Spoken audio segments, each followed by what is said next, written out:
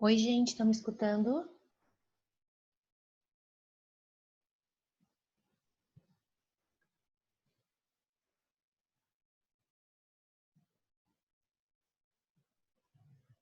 Vamos testar isso aqui, né?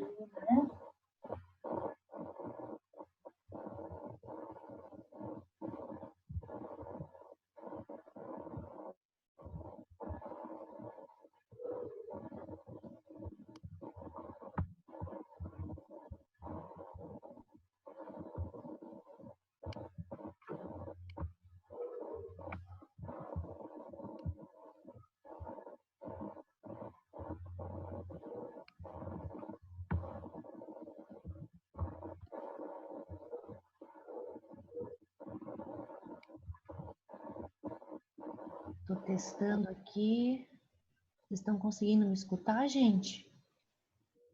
Estão me ouvindo? Então, legal.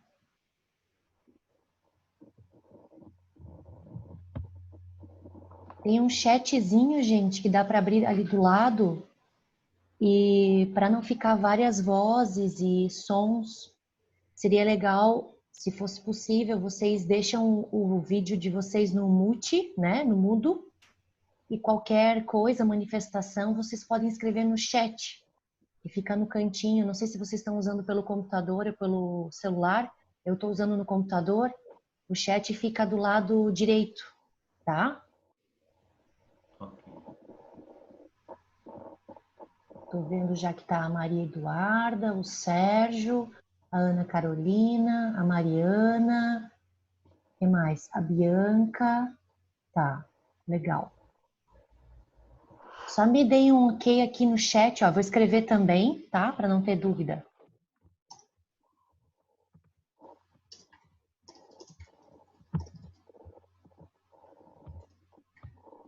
Só me deem um ok aqui no chat para ver se a gente está conseguindo se comunicar legal.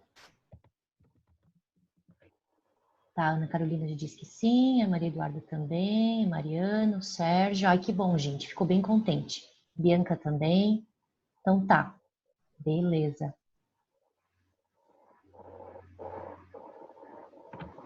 Ótimo. Deixa eu ver se entrou mais alguém. Tá. Gente, nesse vídeo, nesse sisteminha, né, nesse aplicativo do Zoom, a gente tem disponível de forma gratuita 40 minutos, né? Então, eu também não vou ficar aqui esperando muito tempo. Quem veio, veio. Muito obrigada, né? Fico bem contente que vocês vieram. Quem não puder vir, né, por alguma outra questão, ou que, sei lá, está assistindo outras aulas, aí a gente vê.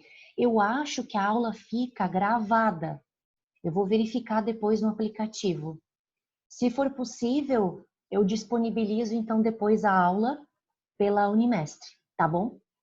E qualquer dúvida que vocês tiverem, ou vocês chamam pela própria voz, eu tô vendo que tá todo mundo já no mudo, né? Fica melhor, eu acho que também para a transmissão, não fica assim uns ruidozinhos, né? De fundo. E qualquer dúvida vocês chamam aqui também pelo chat. Tranquilo? Beleza? Então tá, gente. Eu deixei meu celular aqui do lado para gravar o som da nossa conversa. Então, eu vou começar a gravar aqui no celular, que eu deixei na minha câmerazinha, tá? Se vocês quiserem abrir, já vou colocar aqui. Pronto, já tá gravando. Se vocês quiserem, gente, para ir acompanhando a aula, eu coloquei no sisteminha da Unimestre o PowerPoint da aula que a gente estava fazendo já na semana passada, tá? Então, eu vou seguir mais ou menos esse PowerPoint, tá? Então, eu até tô aqui com o tablet, ó. Quem quiser, né? Opa, até apagou agora. Quem quiser, então, ir acompanhando, né? Não sei, ou pelo celular ou pelo computador, daí vocês, ou abre uma telinha do lado, porque vocês não precisam ficar com a tela aberta para ficar vendo minha imagem, né? Vocês podem abrir, então, o PowerPoint. Eu confesso que eu não sei fazer se tiver que colocar aqui agora para acompanhar, mas daí vocês podem abrir numa telinha ao lado, tá? Se quiser baixar o PowerPoint. Eu vou dar uma voltadinha no que a gente começou na semana passada, que a gente falou dos conceitos, né, da criminologia, aquele conceito mais amplo, como são feitas as metodologias de pesquisa, e também a parte histórica. Essa parte eu não vou retornar, vocês podem olhar com calma no PowerPoint, né, que eu mandei para vocês, na aula que eu mandei para vocês, mas o que eu queria retornar um pouquinho é a respeito das escolas. De repente, um e outro que está aqui agora, ou que vai, de repente, escutar depois, né, não acompanhou, então não custa a gente dar uma voltadinha, tá? E a minha volta não é lá para aquele pessoal dos pré-históricos, não, esse aí a gente passou, pronto, já superamos, né? O que eu queria retomar com vocês e relembrar é realmente desde ali da escola clássica, né? Porque como a gente conversou na aula passada, a gente tem como maior expoente ali o Marquês de Beccaria, né? A gente falou sobre isso na semana passada, quanto a isso se mantém. Mas eu estava dando uma relembrada numas anotações que eu tinha, e junto com esse pessoal do Beccaria e do Carrara, assim como também o Rossi, que eu falei para vocês, né, que são os adeptos, então, a essa escola clássica, junto a eles tiveram outros estudiosos, e a gente nem poderia dizer juristas, tá, gente? Porque nessa época não necessariamente eram juristas. Então, por isso que a gente utiliza a expressão mesmo estudiosos, né? Filósofos, enfim, doutrinadores. Que são quem? Eu vou botar até o nome aqui para vocês, no grupo, no chat, para vocês saberem como que se escreve, como se eu estivesse escrevendo num quadro, tá? Talvez vocês já ouviram falar desse pessoal. Então, assim, deixa eu pegar aqui meu... Ai, quanta tecnologia! Pegar aqui, então, o teclado para escrever, que é o Feuerbach,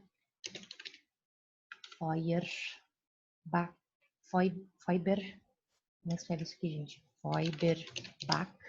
Esse é um deles, tá? O outro é o Jeremy Bentham, vocês já devem ter ouvido falar. Ele que trabalha com aquela visão, o Jeremy Bentham, do utilitarismo. O Jeremy Bentham também trabalha e dá suporte para o Michel Foucault. Lembram deles, gente? Que vai falar e trabalhar com aquelas questões dos panópticos, no caso das prisões, das escolas, né? Para que o olho que tudo vê, eles chamam, né? Então, alguém que fica fiscalizando um controle geral, que fiscaliza todos, mas não necessariamente todos têm acesso a essa visão geral, né? Então, a gente acha que está sendo, de repente, analisado, visto por outros olhos, né? É mais ou menos como a gente poderia fazer uma analogia do que a gente tem hoje com o celular, né? Qualquer coisa que acontece, um acidente, a qualquer momento, de repente, a gente está sendo fiscalizado, né? O outro também, que é o Carmignani, é outro também doutrinador. Aí tem o Beccaria, o Carrara e o Rossi, que são, então, os expoentes da escola clássica. Então, esses seis, né? Esses seis doutrinadores, esses pesquisadores. Nessa mesma época, gente, da escola clássica, né? Então, no meados ali do século XVIII, cuidado, né? Junto com a escola clássica e esses adeptos que eu acabei de colocar para vocês, a gente também começa com estudos da psiquiatria, né? Vocês já devem ter ouvido falar do Felipe Pinel. Já ouviram falar dele, gente? Pinel, já ouviram falar? Vocês estão me escutando bem? Tá tudo certo? Só dá um okzinho aqui para a prof não ficar desesperada. Se tá tudo certo. Tá, ok. Estou escutando. Tá ótimo. Obrigada, gente. Valeu. Que bom. Fico bem contente. Ah, ó, Nicole também entrou. Legal, Nicole. Que bom. Então tá, gente. Então, junto com esse pessoal da escola clássica, entrou, né? Só pediria para quem entrou agora por agora, ó, Carolina, Nicole, isso deixa no mudo, tá, gente? Para não ficar o sonzinho da casa de vocês, onde vocês estiverem, aqui misturando com o som do que eu tô colocando. Isso, gente, valeu. Todos pinéis, né, Sérgio? Exato. Mas era uma pesquisa da época, né, gente? Era uma pesquisa da época e a gente tem que, vamos dizer assim, respeitar o nível de pesquisa de cada tempo e de cada lugar, né? Então, Esse pessoal da escola clássica, eu já falei isso para vocês na semana passada, né? Eles eram bastante adeptos daquela teoria do direito penal do fato, e não de uma teoria do direito penal do indivíduo, né?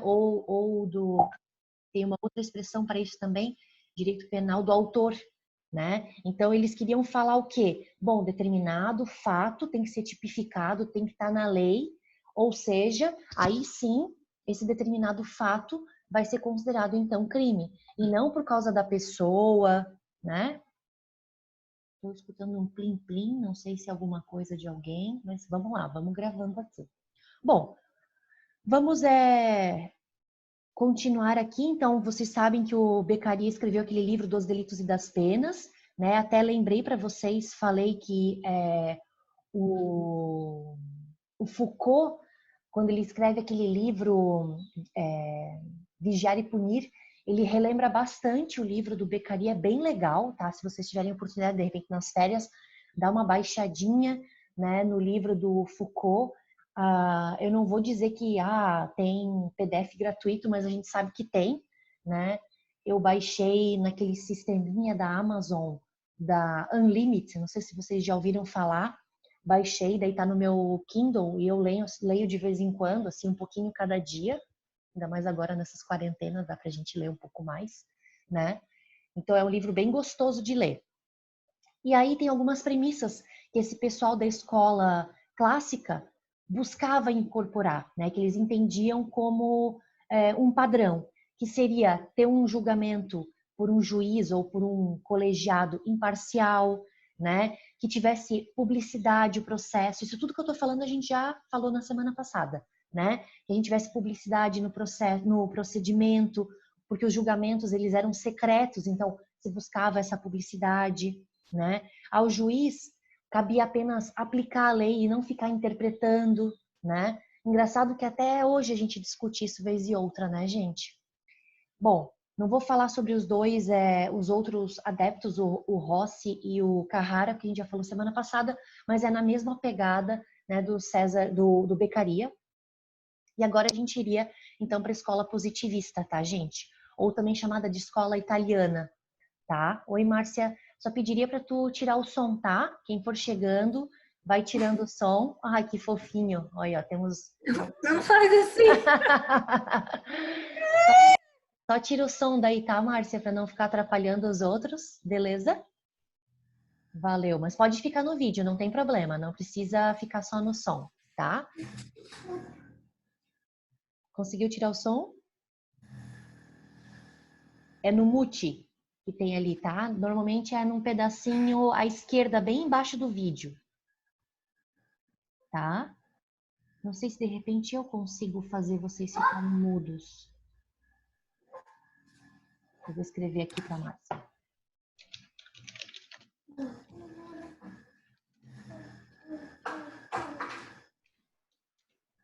Ó, coloquei ali. Tá. Então, gente, falando sobre a escola positivista ou italiana, né, que começa ali no finalzinho do século XVIII, início do século XIX, né, a gente percebe que há um movimento que a gente chama de positivismo criminológico, tá? Vou colocar aqui também para vocês. Criminológico, tá? Esse movimento do positivismo criminológico, ele vai abranger várias escolas, não só a escola italiana. Ai, obrigada, Márcia, agora tirou o som, perfeito. Não só a escola italiana, né, que a gente vai utilizar como maior adepto, o Lombroso, né, que é a cara, assim, da escola positivista italiana. Mas também vão ter outras escolas, né, até mesmo no Brasil, por exemplo, com o Nina Rodrigues, talvez você já tenha ouvido falar, né, que vai ter como base essa perspectiva científica, né? Então, essa ideia do positivismo é muito ligado ao científico. O que eu quero dizer com isso? Que é uma escola que vai tentar comprovar suas premissas através de pesquisa científica, né? Então, tem um cientificismo muito forte, né? Então, é um novo paradigma dentro da criminologia. Tudo bem? Estão conseguindo compreender? Tá. Aí a gente vai ver que dentro dessa ideia científica, né, do cientificismo criminológico, a gente vai ter tanto a escola do Lombroso, né, que é a italiana, a gente vai ter uma escola chamada de correcionalista, vou colocar aqui, correcionalista, tá? Vai ter escola também de sociologia criminal, vai ter também a escola criminológica, vou botar assim abreviado, tá, gente? Criminológica socialista em sentido amplo. Isso tudo são vertentes dentro dessa ideia cientificista, tá? Não está aparecendo mais. Não está. Você está escrevendo, prof? Sim. O que não está aparecendo, gente? Eu estava escrevendo, será que só para a Márcia e para a Nicole? Eu vou colocar aqui para todos. Eu estava escrevendo só para 2 pessoas, desculpa, gente. Então vamos lá, de novo. Tem a questão do... Foi mal, galera. Então tá. Tem o positivismo, né? Que é da galera dos adeptos ali ligados ao Lombroso. Além do Lombroso, então, tem a escola correcionalista. Agora tá indo, né? Tem a escola de sociologia criminal. Tem a escola criminológica socialista em sentido amplo, que é bem influenciada pelo Marx, pelo Engels. Vocês lembram desses doutrinadores, né? Tem a escola eclética, e daí é toda a galera da psiquiatria, da psicologia, da psicanálise. Aí ali dentro vai estar o Freud, tá? Que também faz parte da escola, dentro da eclética, tá? Dentro da eclética tem um funilzinho, que é a escola socialista, não, sociológica, desculpa, sociológica alemã, tá? Que depois vai acabar levando mais para frente para as questões da Primeira e Segunda Guerra Mundial, né? A escola assim mais voltada para a questão do nazismo, depois mais lá para frente. Tá, então essas escolas, dentro dessa perspectiva científica, eu vou falar um pouquinho de forma geral delas, tá? A gente tem vários adeptos para cada uma. Vocês não precisam necessariamente, gente, saber de todas elas, tá? Mas assim, é só para vocês saberem que elas existem, né? E de repente, vocês já ouviram falar de um ou outro doutrinador e nem sabia que fazia parte dessa perspectiva científica ou dessa escola, como por exemplo o Augusto Comte, né? Vocês já ouviram falar dele, certo? Então ele é adepto, por exemplo, da perspectiva de sociologia criminal, né? Que eu botei ali, ó, a perspectiva sociológica criminal. Ou por exemplo Durkheim, você já deve ter ouvido falar. Ou então, deixa eu ver quem mais que é bem conhecidinho aqui. O Garofalo também, que a gente já vai falar. Bom, enfim, vocês já ouviram falar daquela expressão, o homem médio, né? A gente usa essa expressão do homem médio não só para o direito criminal, né? Dentro da perspectiva da criminologia, mas a ideia do homem médio surgiu com o doutrinador chamado Quetelet. Não sei se é assim que fala, posso estar falando errado, peço desculpa. Quetelet, né? Ele fez vou botar aqui, homem médio. Ele que criou essa categoria analítica do homem médio, de que é um indivíduo, homem ou mulher, que se espera determinadas atitudes dessa pessoa, né? Tá? Então tá, vamos ver um pouquinho sobre a escola positivista. Daí, então, quem quiser pode voltar lá para o PowerPoint, tá? Bom, a escola positivista, ou também chamada de positiva, né, gente? Tem como os seus principais autores, né? O Lombroso, o Garofalo, vou botar aqui então. Lombroso, o Garofalo e o Ferri. São os 3 principais, tá? Dessa perspectiva positivista italiana, né?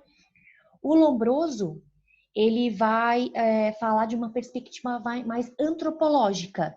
Lembra daquela questão de medir, né? A cabeça, medir a orelhinha, ver se a orelhinha é grudada ou não é grudada, o formato do nariz, formato dos olhos. É uma perspectiva antropológica, ou seja, do ser humano, né?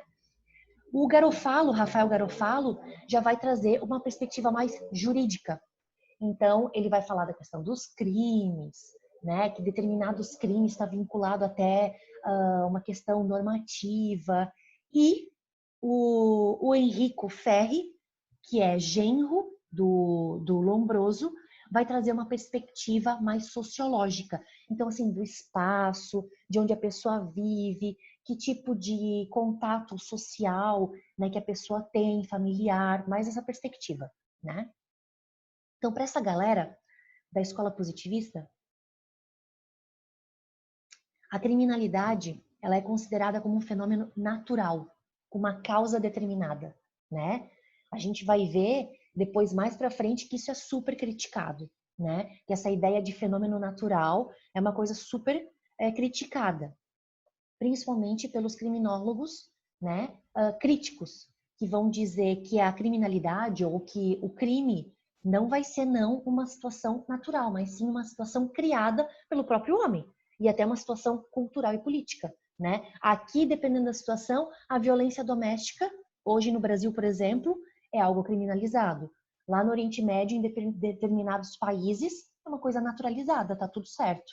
O homem pode fazer o que bem quiser com a sua esposa, né? A criminologia vai tentar, então, a partir dessa escola italiana, explicar as causas do delito, né? E o meio de precavê-los, né? De precaver e combater esses crimes. A pena não deve ser aplicada com o fim de retribuição, então com aquela ideia de vingança e tal, né? Mas em razão da periculosidade do delinquente. Vocês percebem que essa ideia de periculosidade então surge, né? Como uma visão mais genérica, né? O que é ser perigoso? Então, a periculosidade vai estar vinculada a quem são meus parentes, quem são meus amigos, aonde que eu moro, né? Ou a ideia ali do próprio Lombroso, né? A minha esfera da cabeça, né? A minha estrutura facial ou das minhas mãos. Então a minha mão tem característica para ser furtadora, né? Então, um instrumento de defesa social. Adiante, gente. Aí, só para vocês saberem onde que eu tô, tá? Tô aqui nesse pedacinho, ó. Opa! Quem quiser acompanhar. Aí, como a gente falou, o maior expoente, né, do positivismo então criminológico é o Lombroso, Cesare Lombroso. Gente, ele não é jurista, tá? Ele é um médico italiano. E ele começa a fazer pesquisas, né, em ambientes super já seletivos, do tipo presídios, manicômios, né, conventos, lugares realmente assim específicos e de certa forma com restrição de liberdade, de certa forma, né? E ele tem um viés bem de pré-determinismo, tá? Então ele vai migrar, a gente vai migrar agora dos estudos lá da escola clássica, que tinha uma vertente bem do livre-arbítrio. Lembra que a gente falou na semana passada que o Beccaria, ele falava assim, o ser humano, ele tem o livre-arbítrio para escolher entre o bem e o mal. Claro, uma visão bem dicotômica, né, gente? Então, assim, ele pode escolher entre o bem e o mal. E esse indivíduo, né, escolheu o mal. Ou seja, escolheu pelo lado do crime. Então, ele deve responder por isso, né? Então, o livre-arbítrio. E agora, para essa escola positivista italiana, a gente migra para uma nova vertente, que vai dizer que a gente vai tentar fazer uma verificação prática do delito e uma verificação prática de quem pode vir a ser um delinquente, né? Então, como eu coloquei ali, isso é mais no final do século já 19, né? Aí, como eu coloquei ali a figurinha, eles publicavam, gente, nos jornais. Tá dando para ver? Tranquilo? A imagem tá mais ou menos? Só me deem um ok para ver se tá tudo certo a imagem quando eu faço isso. Sim? Tá bom. Obrigada, Sérgio. Valeu, Maria também. Se vocês estão acompanhando ali, eles publicavam nos jornais das cidades, né, na Itália, especialmente a cara mesmo, né, a face das pessoas, e colocava que tipo de delito que essa determinada característica poderia parecer. Então, não sei se vocês observaram, se vocês estão abrindo ali, mas ali tem a cara de uma mulher. Não sei se vocês conseguiram pegar. Vou colocar aqui, ó. Vou botar aqui o dedinho, ó. Bem essa daqui, ó. Opa! Eita! Essa daqui. É uma mulher, né? Então, como eu falei para vocês, ainda no final do século XIX, a questão da mulher era muito vinculada ainda à bruxaria, a questão da prostituição, né? A questão da mulher provocar o homem, né? Então, relacionado a essas questões, né? Ou de repente a mulher que não se submetia às vontades do seu marido ou do seu pai, né? Aquela questão muito ainda do patriarcado, do machismo, né? Então se colocava ali. Muito provavelmente essa mulher, eu tô supondo aqui, tá, gente? Também pode estar vinculada àquelas questões do tipo de mulheres começar o iniciozinho dos movimentos feministas, né? De querer, de repente, buscar direitos, né? De querer votar, por exemplo, né? Ou de buscar o divórcio. Então, é o iniciozinho, a sementinha dessas questões. Então, não só vinculada à questão de bruxaria, né? Curandeirismo, prostituição, mas também é um movimento já civil das mulheres, tá? Vamos adiante, gente. Aí tem aquela fotinho, né, que o Ferri publicou, né, o Henrique Ferri publicou, colocando as características, né, da formação da orelha, ou aqui da face, né, da mandíbula, ou enfim, aqui do formato do rosto, triangular, circular, quadrado, enfim, também tudo isso publicado nos jornais locais, tá, gente? Então isso, de certa forma, gerava uma fiscalização, como é que eu posso dizer assim, um controle social ainda maior. Porque não era só publicado vindo isso da polícia, por exemplo, ou do judiciário da época, né? Ou dos poderosos e tal. Não, isso vinha até mesmo da própria mídia da época, né? Do controle social dos próprios vizinhos. Então, aqui tinha muita denúncia, né? Denúncia anônima. Bom, e o Henrique Ferri, ele criou a expressão do criminoso nato. Então ele começou ele fez essa definição dessa categoria no sentido de dizer assim que determinadas características sociológicas levava a crer que tal indivíduo poderia vir a cometer crimes, né? Deixa eu só ver aqui se está indo tudo bem, só ver quem está acompanhando. Opa! Ah, tá, legal. Tiago também entrou. Tiago, pediria para ti para tu deixar no mudo a tua transmissão, tá bom? Tá. Ah, obrigada. Que bom que tu escutou. Legal.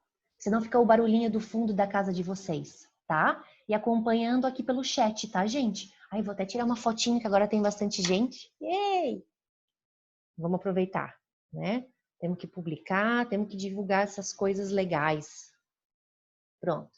Quem quiser também publicar nas mídias, né? Fiquem à vontade. Bom, vamos adiante. Essas características físicas para indicar o criminoso fica difícil. Sérgio, eu concordo contigo. Era uma questão bem preconceituosa, né? Bem preconceituosa, bem seletiva, que a gente sabe que às vezes até se reflete hoje, mas hoje a coisa não é escancarada. Na época da escola italiana positivista, era escancarado mesmo, né? Não sei se vocês lembram, há um tempo atrás, estava passando na Globo, talvez tenha ido para outro, não sei se foi para Netflix, né? Eu não confesso que eu não sei, mas eu sei que estava passando uma minissérie na Globo, que era, se eu não me engano, o nome era Duas Irmãs, alguma coisa assim, posso estar enganada. E era isso, gente? Alguém ouviu falar desse seriado? Que passava, eu acho que no Nordeste brasileiro. Se alguém lembrar desse seriado, me ajudem. Eu não lembro se é bem Duas Irmãs. Se alguém puder jogar no Google aí, já me ajuda. E aí tem um momento que uma dessas irmãs, elas são separadas, elas ficam distantes uma da outra e tal, tal, tal. E o que acontece? Chega num momento, eu lembro exatamente de ter visto esse episódio, eu estava até na casa dos meus pais lá em Joinville, que o delegado pega, eu acho que o sogro dela, alguma coisa assim, e daí ele começa a falar sobre esses estudos que o Lombroso está fazendo. Ah, porque esses estudos estão vindo da Europa e tal, tal, tal. E daí a gente deve medir aqui, né, bem o crânio, né, enfim, o tamanho do crânio das pessoas Entre Irmãs. Isso, gente. Obrigada, Sérgio. Perfeito. É um seriado bem bacaninha, assim, né? E tem essa pegada bem da época. É o melhor exemplo, assim, eu adorei. E daí ela fica toda apavorada para que seja medida a cabeça dela. E ela era uma ex-criminosa, vamos dizer assim. Acho que elas praticaram algum crime no passado, alguma coisa nesse sentido. E daí ela fica lá toda nervosa, e daí o sogro mede a cabeça dela, e aí daí ela fica toda tensa, daí ele no final fala, não, não, não, você não entra dentro dos... dentro dos limites lá, né, que precisaria para se considerar como criminoso, né? Gente, eu acabei de receber uma mensagenzinha aqui do Zoom, para dizer que a gente tem ainda de 10 a 12 minutos de aula, tá? Então, não sei como é que vai funcionar, se eles travam, se eles cortam a conexão. Então, eu até queria perguntar para vocês se vocês teriam a disponibilidade, também apareceu para vocês, gente? Tá. Se vocês teriam disponibilidade e interesse, até se vocês puderem daí depois escrever aqui para mim no meu lado, se vocês gostariam de repente fazer mais uma aulinha de 40 minutos, porque a nossa aula seria, né? 1h30, 1h40, à tarde ou num outro dia. Se vocês tiverem, depois vocês me coloquem aqui, tá? Até eu posso, de repente, se não for aqui pelo Zoom, podemos fazer live pelo Instagram, como vocês acharem melhor, tá? Dão uma pensadinha aí, depois vocês me escrevem. Tá, vamos adiante, gente. As conclusões, então, eu fui adiante ali no PowerPoint, tá? As conclusões do Lombroso repertiram muito no modelo político-criminal da época, na Itália. Exatamente porque começou todo um combate à criminalidade buscando essas características físicas, estéticas, né? Então, exatamente contra esse criminoso nato, que seria considerado como incorrigível, né? Colocando não só sanções morais, mas mesmo levando já até certa prisão. Tipo assim, a pessoa não fez nada, mas já tem uma predisposição para tal fato. Guardadas as devidas proporções, vocês lembram daquele filme Minority Report, que tem o Tom Cruise como o principal, o protagonista? Guardadas as devidas proporções, assim, meio que nessa pegada. Mas, claro, no século XIX, né? Então, começa-se toda uma busca, uma caça, nova caça às bruxas, né, por conta dessas características. O problema, gente, é que o Lombroso, quando ele vai fazer essa pesquisa, né, ele fez um método empírico, né, por isso que se considera, claro, como uma escola criminológica, né. Ele fez mais de 400 autópsias, né? Então, já com pessoas, então, no caso, mortas, né? 6.000 análises com delinquentes vivos, isso tudo dentro de prisões, conventos, hospitais, centros psiquiátricos, como eu coloquei para vocês, né? Ele fez entrevista com mais de 25.000 presos nas prisões europeias, então não só dentro da Itália, aí ele viajou a Europa toda, né? O problema, gente, é que quando ele fez essa mega pesquisa de anos, né, da vida dele e tal, e que o Ferri acabou, né, por ser até genro, né, ficou ali ajudando, né, o sogro, a maior crítica que se tem a essa pesquisa empírica, né, é que já eram pessoas selecionadas, já eram pessoas que estavam já num recorte, vamos dizer assim, seletivo, né? Já tinham sido, vamos dizer assim, também selecionadas pelo sistema, ou sistema carcerário, ou sistema psiquiátrico, porque eu não estou falando só de tipo assim, a galera que caiu na medida de segurança, né? Fez um crime, né? Fez uma conduta criminosa ali, praticou um crime, que já está no tipo penal, e foi, de repente, considerado como inimputável. Não é só esse caso. É a galera realmente que já era considerada, por exemplo, louca, né?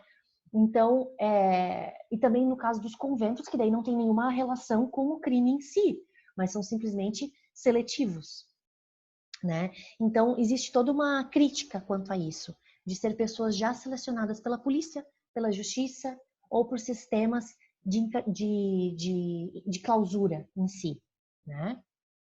Adiante, gente. Então, como eu falei para vocês, junto com essa ideia do positivismo italiano, vieram, aí eu tô ali nos frenólogos, tá, gente?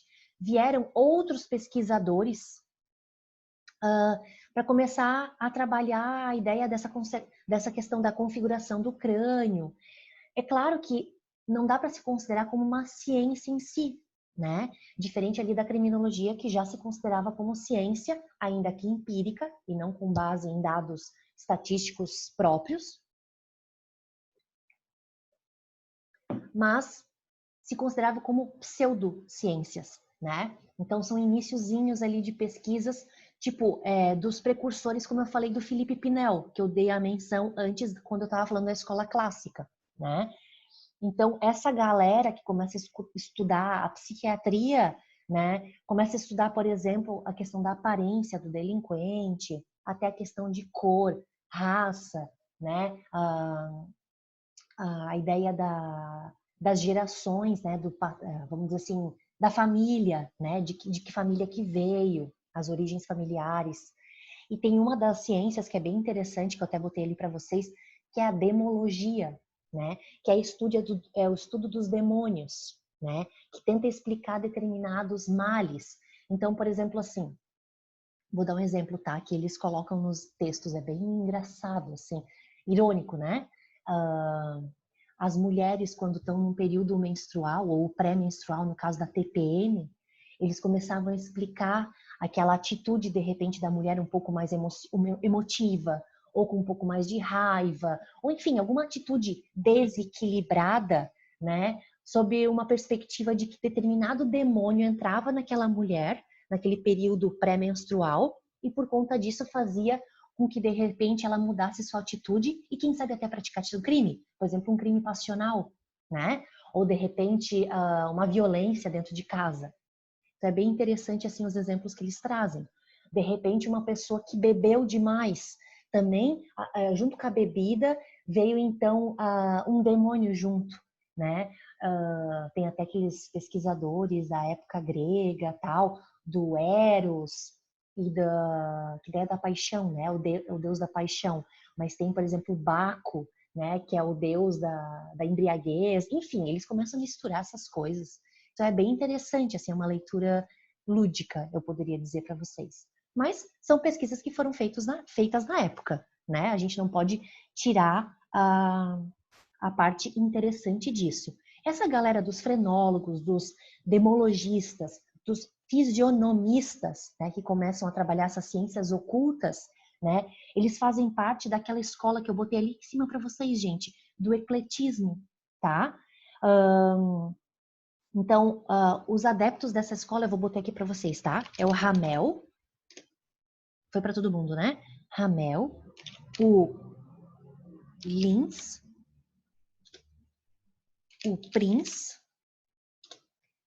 que mais? Ah, tá. E o Freud é da vertente anterior, mas eu vou colocar aqui o Freud também, porque ele começa a trabalhar a questão da psicanálise, tá? Então, não nessa galera da pseudociência, ele realmente daí já é ciência por causa da psicanálise, mas esses anteriores, eles vão trabalhar essa ideia de pseudociências e tal. Tranquilo até aqui, gente? Tá, vamos um pouquinho adiante, daí a gente fala do Freud mesmo, né? Que coloca totalmente em oposição essa proposta biológica, né? Ele vai trazer uma proposta mais de psicogenética, né? Embasada numa criminologia psicanalítica, desculpa, como eu acabei de falar para vocês. Estão acompanhando aí? Beleza. O Henrico Ferri, eu acho que a gente só vai conseguir ficar aqui na escola positivista, por causa do tempo. O Henrico Ferri, ele publica a obra que se chama Princípios de Direito Criminal, né? Ele morreu ali em 29, então, no meado entre a Primeira e Segunda Guerra, né? Ele é considerado o fundador da criminologia moderna. Por quê? Porque ele supera, eu vou botar aqui para vocês, né? O Henrico Ferri, só para quem chegar de repente agora saber de quem eu estou falando. Ele supera alguns preceitos do sogro dele, né? Do Lombroso. Ele começa a fazer uma discussão entre o determinismo, que é bem do Lombroso, né, gente? E o livre-arbítrio, que veio lá da escola clássica. Então, sim, ele critica ambas as perspectivas, mas tenta fazer uma discussão entre essas abordagens, né? E ele classificou as causas do delito, do porquê que as pessoas cometem delito, em 3 causas. Biológicas, então, ele ainda mantém um vínculo com essa ideia do Lombroso, né, do sogro dele, questões físicas, né, também então estéticas, físicas e tal, e questões sociais. Então, por isso que ele é bem vinculado àquela estrutura sociológica da criminologia, né? Tanto que ele é o criador da sociologia criminal, tá, gente? Junto com o Ferri o Garofalo acho que a gente vai falar agora, né? Deixa eu ver se eu vou falar dele. Acho que a gente vai falar aqui pra frente. Lombroso, o Ferri e o Garofalo, ainda tem aquele que eu falei pra vocês, gente, que é o Quetelé, tá? Vou botar aqui de novo pra quem de repente chegou depois. Quetelet. Isso. Que ele vai trabalhar com a ideia do homem médio, tá? E ele que vai trabalhar bastante com as estatísticas criminais. Ele que começa com esse tipo de pesquisa, do tipo, em determinada área da Itália, né, de tal cidade da Itália acontecia um grande índice de crimes voltados a estupros, por exemplo, né? Homens estuprando mulheres. Até porque naquela época não tinha essa vertente do estupro homem contra mulher e homem contra homem, ou homem contra, enfim, todo mundo contra todo mundo, né? Era uma outra perspectiva. Então, a questão, por exemplo, de determinado crime num determinado local, ele que vai trazer essa ideia das estatísticas, né, criminais e fazer uma política criminal de enfrentamento. Então, tu vê, a sementinha começou lá, né, na Itália, no século XIX já, e a gente vê isso hoje, né, da questão das estatísticas, dos crescimentos exponenciais, bem interessante, eu acho, pelo menos. Bom, onde que a gente estava? Tá. Adiante ali, gente, tem algumas questões, né? Então, do Ferri ter superado algumas ideias, como eu falei para vocês, do Lombroso, né? Eles buscavam que a pena, que a sanção, né, para aquele delito buscasse uma prevenção especial, né? Então, no sentido de ter uma defesa social, então para a sociedade, um controle para a sociedade, né? Mas também uma recuperação para aquele delinquente, uma certa neutralização, então encarcera, né? Então eles buscavam bastante essa questão do endurecimento das penas, né? Do encarceramento em massa, né? Que mais? Também almejavam, daí nesse caso eles voltam, né? Eles retrocedem, vamos dizer assim. Eles almejavam a pena de morte para as pessoas que eram consideradas como incorrigíveis. Então, de repente, um criminoso que já tinha matado várias pessoas, né? Sei lá, um serial killer. Eu sei que naquela época não tinha essa ideia, né? Mas já tinha alguns estudos do tipo, você já deve ter ouvido falar, o Jack Stripador, é bem dessa época, né? Aquela galera que começou a escrever, né? O pessoal que começou a escrever sobre o Sherlock Holmes, né? Também é mais ou menos dessa época, né? Que começa a estudar as investigações criminais.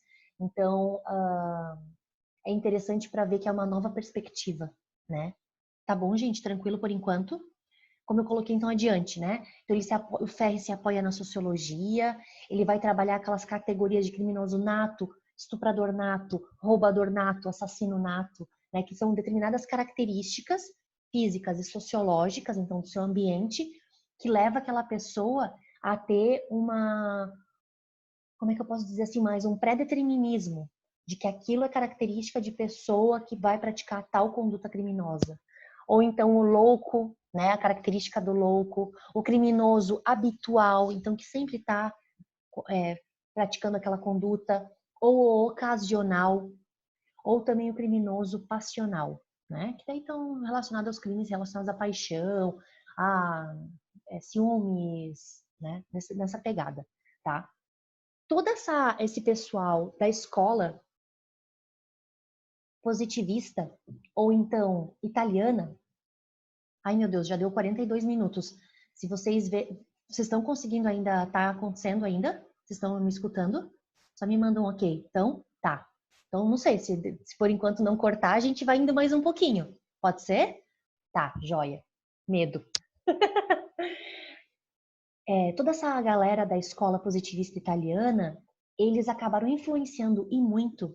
Ai, Jesus, começou a fazer um negocinho aqui. influenciaram e muito o pessoal aqui no Brasil, né? Começaram a influenciar em algumas medidas aqui no Brasil.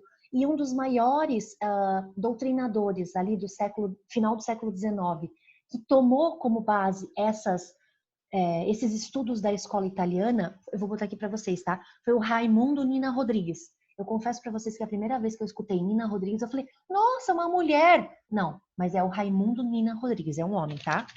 Raimundo Nina Rodrigues. Tá aqui colocado, então, é um brasileiro, né? Então, as teorias criadas pelo Nina Rodrigues é ali na década já de 20, então ele já começou a escrever só na década de 20, ali, né, no finalzinho da Primeira Guerra Mundial, né? E ele que começou a criar os primeiros manicômios judiciários, que foram lá no estado do Rio de Janeiro, né?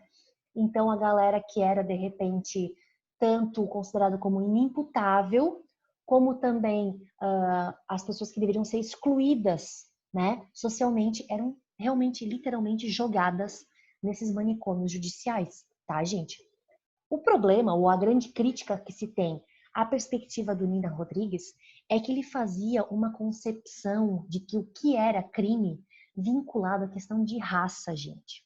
Então, assim, ele entendia que determinadas raças que se consideravam mais evoluídas, e infelizmente naquela época tinha uma perspectiva de que raças mais evoluídas seriam as raças brancas, né, de vínculo europeu, bem aquela ideia assim ariana, né, aquela ideia até mesmo nazista, né, que depois foi surgindo ali para a Segunda Guerra Mundial.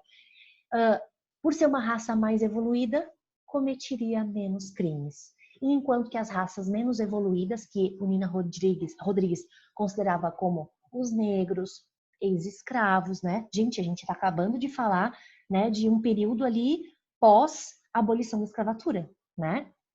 Então, os negros libertos, ou, né, ou os que sempre foram livres desde o nascimento, as raças indígenas, enfim, eram consideradas, então, como raças menos evoluídas. E, por conta disso, estavam ligadas a um cometimento maior de crimes, né? E também vinculado, gente, o Nina Rodrigues também falava a questão do clima, tá, local.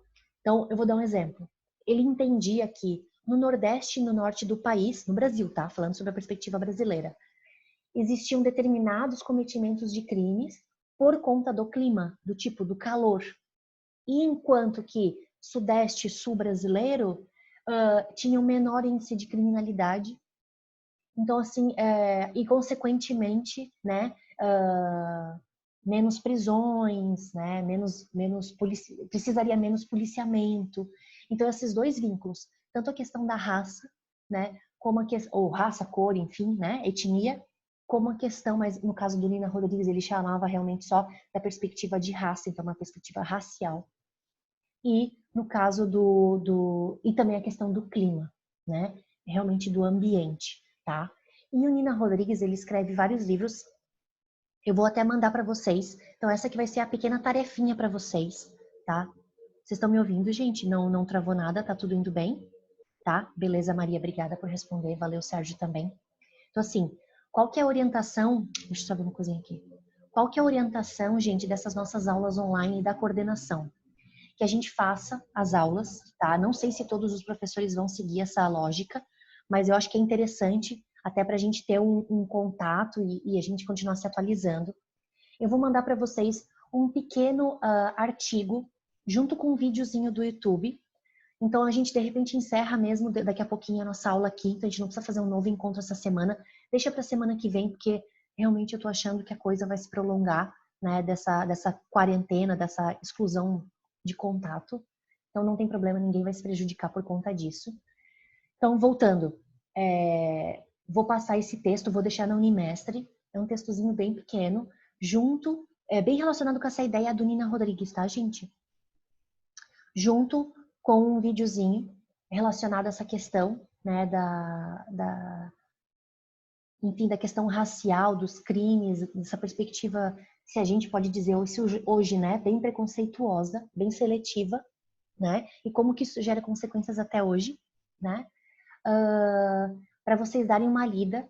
E vocês podem, se quiserem fazer em duplas, trios, fiquem à vontade. Eu quero que vocês me mandem, pode ser por e-mail, na Unimestre, como for melhor para vocês, uma pequeníssima resenha crítica. Coisa assim, gente, de 10 linhas, tá? Eu vou mandar essa explicação, porque afinal de contas a gente está aqui em 10 pessoas, nem isso. Então, claro que eu não vou também prejudicar, afinal, nossa lista de chamadas são 40 alunos, né? Então, vou mandar com base aqui no nosso textozinho que a gente foi trabalhando hoje, né? No nosso PowerPoint, com esse texto e com esse vídeo, tá? Eu vou mandar a especificação, fiquem tranquilos. Tá, então continuando, fiz só esse parêntese, porque eu não sei se daqui a pouco não vão bloquear nossa aulinha, tá? A gente já tá terminando aqui. A gente vai ficar só na escola mesmo, positivista. Como eu falei para vocês, um dos grandes estudiosos que fizeram críticas e estudaram esse período do século XIX e XVIII também, foi o Michel Foucault. E que ele trabalhou com essa ideia do panóptico. Lembra que eu falei para vocês do Jeremy Bentham?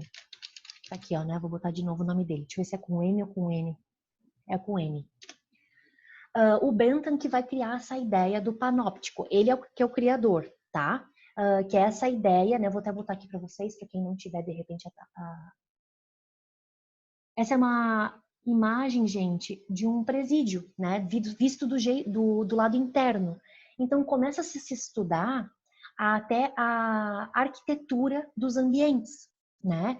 Então, presídios, escolas, tudo nesse formato de um círculo em que as pessoas observadas estão nesse círculo e que no centro, normalmente numa torre ou em alguma coisa que possa ver a todos, fica esse olho que a tudo vê, né? Então, essa ideia do panóptico, por isso, né, o óptico de visão, né?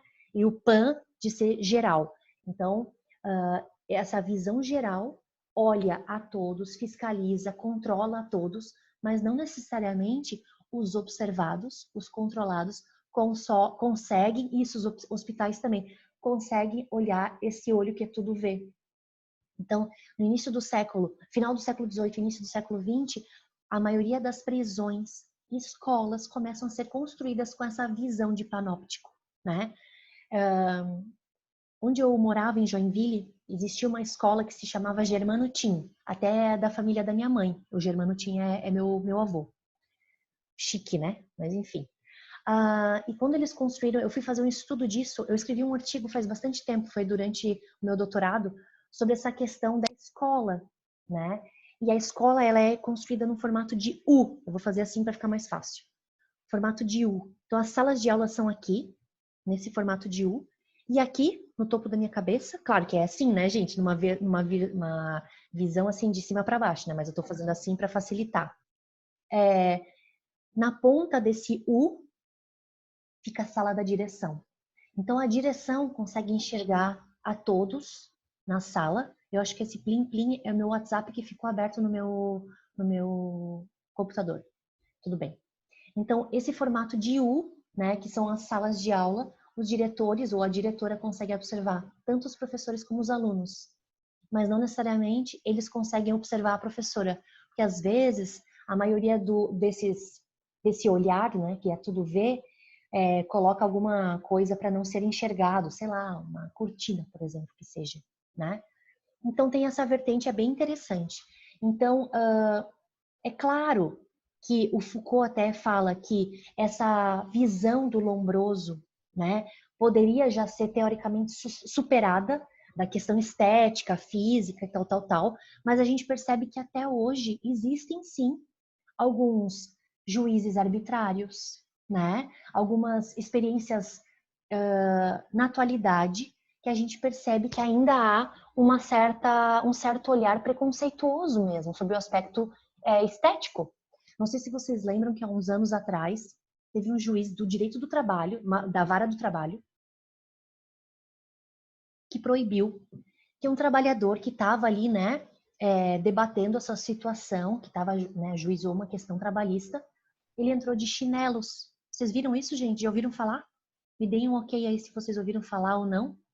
Ouviram falar, Maria? Legal. Pois é, o juiz não deixou que o trabalhador entrasse de chinelos na audiência, porque entendeu que aquele ambiente, né, social e tal, exatamente, Márcia, Sérgio também, né? Então, assim, o trabalhador se justificou dizendo que aqueles chinelos era o único calçado que ele tinha na vida dele, né? Então ele foi da melhor forma que ele podia se vestir, né? E aquele juiz foi extremamente arbitrário, né? E até na sentença prejudicou o trabalhador por ele não ter ido na audiência, na verdade ele não pôde entrar na própria audiência, né? Então, claro, aqui a gente está falando da vara do trabalho, né? Não estamos falando de crime, mas para vocês verem como que isso gera consequências numa política até mesmo social, né? De perspectiva de vida até hoje, né? Muito bem, gente. Os outros dois adeptos, né, que eu não falei muito, é o Engenheiros, né, que ele é italiano também, mas eu não sei se é assim que se fala, tá? Pode ser que eu tenha falado do jeito errado. Mas ele publicou muito na Argentina, ele ficou muito conhecido na Argentina, né? E ele defendia uma posição, como eu coloquei aqui para vocês, deixa eu só mudar um pouquinho que cansa a orelha isso, né? Ele defendia uma posição de um estudo, né, específico dos delinquentes, mas que não poderia estar vinculado. Deixa eu ver como é que eu coloquei aqui. Ó. O estudo específico dos delinquentes não pode ser outro senão o seu funcionamento psíquico. Né? Então, ele propunha na época certas classificações psicopatológicas. Vocês lembram, gente, que é mais ou menos nessa época, ali no iniciozinho do século XIX para o XX já, que começa aqueles estudos de serial killer, as psicopatias. Pode tirar do ouvido, prof, você não nos ouve. Ah, tá, não, mas é por causa que aqui tá com no fone, ó, pra daí ficar bem pertinho, por isso que eu tô usando, tá? Porque senão fica muito longe, meu computador tá meio longe, tá? Tá mais ou menos a uns 70 centímetros. Então, por isso que eu tô usando mais o fone. Mas tá tranquilo, tá confortável agora. Então, gente, o Engenheiros, ele vai trabalhar com essa ideia de classificação, até mesmo com uma questão de temperamento criminal. São algumas expressões, algumas categorias, né, que ele coloca, algumas síndromes, né? Então, sociopatia, né? A psicopatia, né? Então, ele vai trazer essas questões e também relacionadas ao sistema social, então que essas pessoas deveriam ser excluídas, né? Então ele também vai numa pegada bem de psicanálise, psiquiatria, tal, tá? O Garofalo, eu adoro essa perspectiva dele. Não que eu concorde, eu não concordo, mas eu acho muito bacana a perspectiva que ele traz sociológica. Eu acho demais. Que é a seguinte: ele vai dizer, não sei se vocês estão acompanhando, ó, gente, eu tô nesse pedacinho aqui, tá? Ele vai dizer que a praça é a escola do crime. Quando ele fala isso, eu já li um artigo que ele escreveu da época, né? Claro, com uma visão mais atualizada. Eu lembro da nossa Praça 15, aqui em Floripa, daqueles velhinhos, os aposentados, que ficam jogando dama, jogando xadrez, carteado. Aí eu leio essa expressão aqui do Garofalo. Ah, praça, né? É a escola do crime. Tipo assim, fica até meio cômico, né?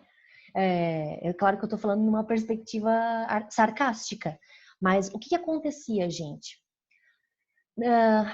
Final da década do século XIX, início do XX, aconteceu de ter bastante gente desempregada, né? Por conta da guerra, por conta enfim, até pelo próprio as pessoas, né, que acabaram sendo libertas ali, falando aqui no caso do Brasil, né? Estou trazendo então a perspectiva italiana aqui para nossa realidade brasileira da época. A gente está falando de uma época de pós-abolição. Então a gente a gente sabe que nessa época tinha aqueles crimes de vadiagem, crime de ociosidade, né? Capoeira, jogos de capoeira, né? Rodas de samba eram criminalizados. Então, assim, algumas condutas sociais de, por exemplo, você não estar trabalhando, né? Levavam a uma conduta que era considerada criminosa, né? Então, gente, quando a gente fala que o Garofalo falava que a praça era uma escola do crime, é que, na verdade, ele está vendo essa perspectiva das pessoas que não poderiam ou não tinham trabalho e ficavam na praça, né, sem fazer nada, conversando um com o outro, né? Por isso essa perspectiva de que uma coletividade sem fazer nada, vadiando, como se falava na época, poderia levar à criminalidade, né? Então, ele também fala sobre a causa social que determinava estatísticas do crime, então determinadas atitudes, condutas sociais, né, que levantavam a estatística, né? Então isso é bem relacionado à questão policial, questão das delegacias, né, cuidarem de determinados ambientes, né?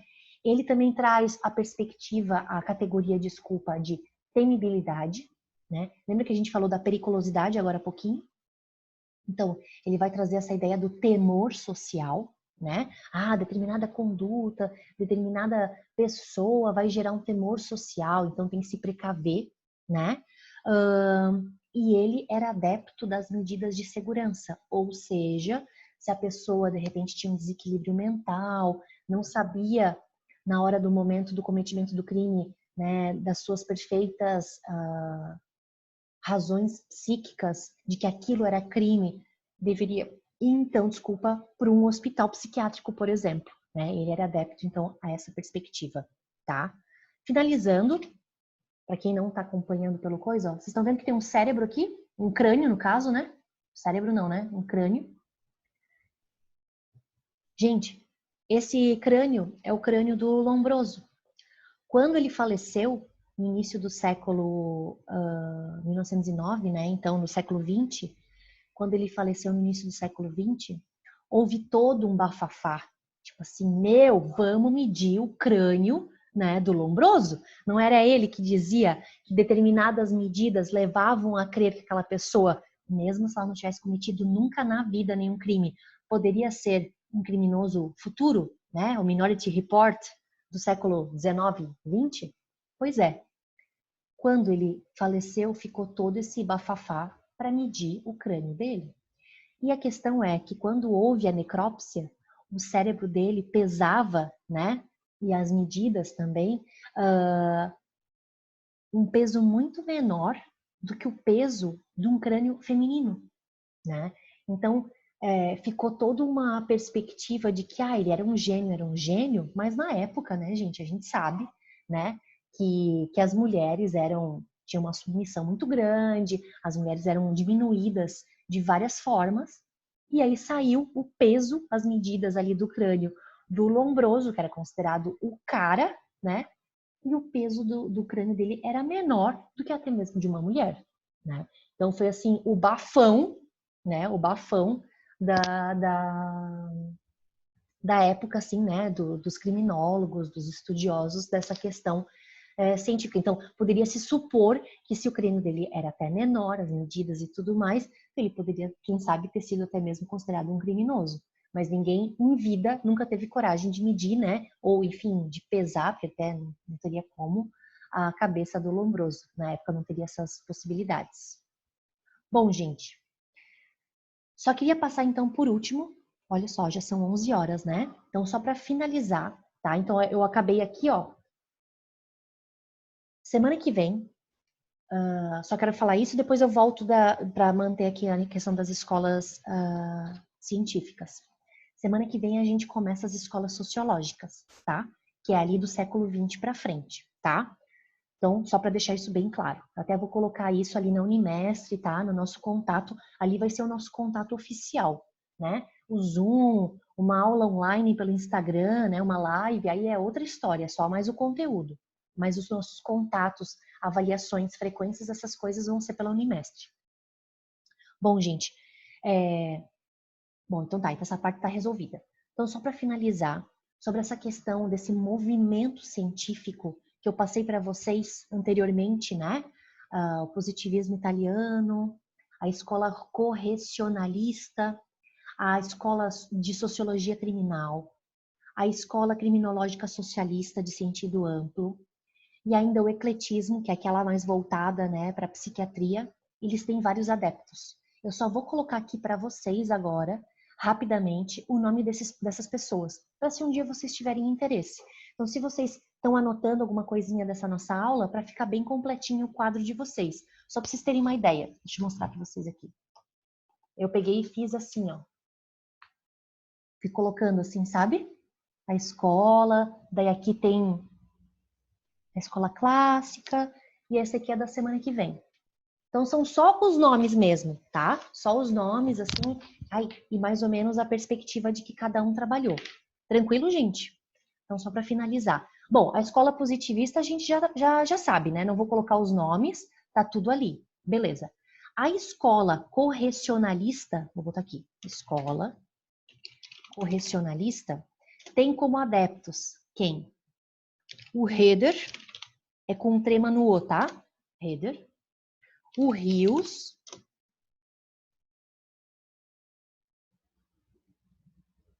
Não sei escrever isso daqui, gente. Ásia. Ah, tá. É o Ásia. E o Ásia. Isso aconteceu aonde, essa escola correcionalista? Na Alemanha e na Espanha, tá? Opa, escrevi errado aqui. Pronto. Beleza? Então, esses são os adeptos.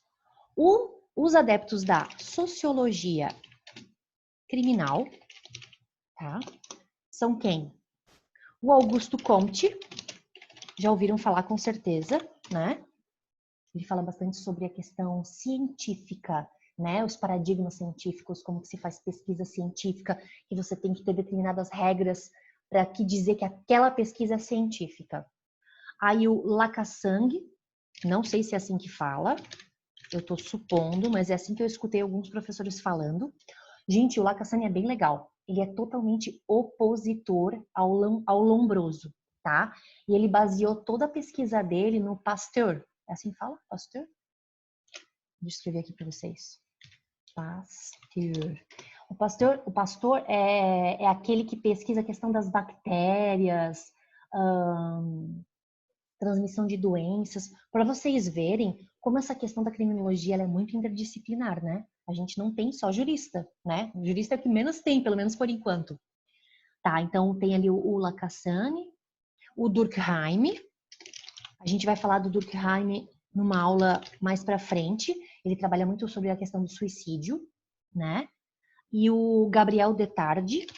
Gabriel. Na verdade, o nome dele é Jean. Vou botar direitinho, né? Jean Gabriel Detarde. Que sobrenome, né? Ele fala também sobre o movimento psicossociológico, tá? Então, essa galera aí é da sociologia criminal. Aí eles são espalhados pela Europa, tá? Esse é geralzão. O movimento criminológico socialista, que vai ter como base o Marx e o Engels, né? Opa, escrevi errado o Engels ali, né? Engels, desculpa. Vai ter como dois participantes, gente. O Alphonse.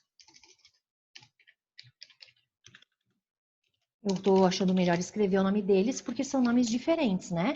O Alphonse Bertillon, que ele trabalha com a antropometria criminal, daí é bem parecido com o Lombroso, também questão de medidas do corpo, né? Não só a cabeça. E o Juan Vucetich. Não sei se é assim que fala, tá? Esses dois. E por último, o do ecletismo, que é aquela galera lá da psicologia e tal. A gente tem o Ramel, eu já falei, né? O Ramel, o Linz e o Prinz, tá? Que é da galera da escola alemã. Pronto. Então, pra vocês verem que a gente não tem só perspectiva italiana, tem alemã, tem espanhola, tem um monte de gente que pesquisa sobre isso, tá? Eu acho legal botar a origem para ficar bem especificado e vocês não terem dúvida. Gente, acabamos a aula de hoje. Alguém tem alguma dúvida? Vocês conseguiram escutar a aula legal? Vocês podem, por favor, dar um ok, mais ou menos, como é que foi? Deu para pegar o conteúdo? Vocês podem botar ali para mim, no chatzinho? Se vocês tiverem alguma pergunta também, vou ficar aqui um pouquinho, né? Nicole, sim, ótimo. Ana, sim, tudo certo. Carol, escutamos sim. Carolina, Tiago, ótimo, mantemos isso. Tá, joia. Márcia, deu para escutar bem, deu certo. Mariana, ótimo. Desculpa ficar falando todos vocês, mas a gente também não estamos em tantos, né? A Maria, prof, ignorar. Tenho uma dúvida de PPD, posso perguntar? Só um pouquinho, deixa só todo mundo dar o ok, depois pode perguntar sim. Tiago, só uma dúvida que eu perdi no começo da aula. Pode perguntar também, Tiago. A Maria Eduarda também já falou que ok. O Lombroso é da escola positivista? Sim, não é Lambroso, é Lombroso, tá? É com O, ó. Lombroso. Sim, é da escola positivista italiana, tá? Só para falar ali pro Tiago rapidinho, Tiago, é que assim, a gente viu hoje a perspectiva científica, século XVIII e XIX, e daí tem várias perspectivas. E uma delas, a mais forte, é a positivista italiana, que daí tem o Lombroso. Beleza? Tá. Então, respondi o Tiago. Ok, de nada, Tiago. Tem mais alguém que... Tá, todo mundo deu ok, né? Quem que queria perguntar do PPD? A Maria Eduarda. Pode perguntar, Maria. Pode perguntar aí. Isso, pode perguntar.